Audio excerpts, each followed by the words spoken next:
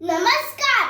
त्यांनी शेण फेकून मारलं, तू चंदन म्हणून स्वीकारलं. त्यांनी बहिष्कार केला, पण तू मात्र तिरस्कार नाही, सत्याचा जागर घातला. त्यांनी ढिंड काढली, पण तुझा सेवेचा पिंड मात्र बदलला नाही. त्यांनी प्रेत यात्राही काढली, पण तू सुरू केलेली शिक्षणाची यात्रा मात्र थांबली नाही. त्यांनी तुला दगड गोटे मारले, पण तू त्यांना समतेची वाट दावलीस. अज्ञानात कुडकुडणाऱ्या लेकरांना शिक्षणाची ऊब दिली. हिणवल्या जाणाऱ्या समाजाला मायेची सावली दिली. माय, तू फक्त देत गेलीस आणि त्यागाची मूर्ती झालीस. अशा या त्यागमूर्ती सावित्री माईला अभिवादन करते मी, तनिष्का प्रशांत हिरे.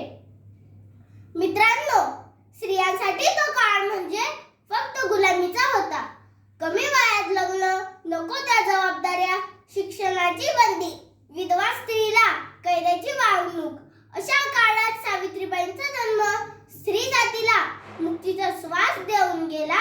म्हणजे 3 जानेवारी 1831 ला सावित्रीबाईंचा जन्म सातारा जिल्ह्यातील नायगाव येथे झाला. पुढे त्यांची लग्नगाठ ज्योतिबांशी बांधली गेली आणि नव्या क्रांतीला इथूनच सुरुवात झाली.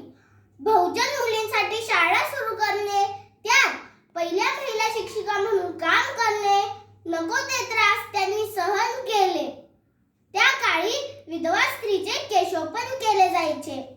ती प्रथा बंद व्हावी म्हणून नावी समाजाचं प्रबोधन करणं, प्लेग सारखा भयंकर आजार समोर असताना देखील समाजसेवेसाठी पाऊल पुढे टाकणे, अशी कित्येक कामे सावित्रीबाईंनी केली आणि शेवटी समाजसेवेत त्यांनी आपला देह झिजवला.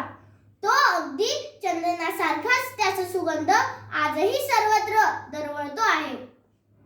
किती भोगले, किती सोसले, तरीही त्यांनी शिकवले. किती भोगले, किती सोसले, तरीही त्यांनी शिकवले.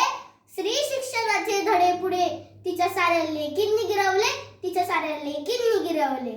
सावित्रीबाईंचे उपकार न फिटणारे आहेत.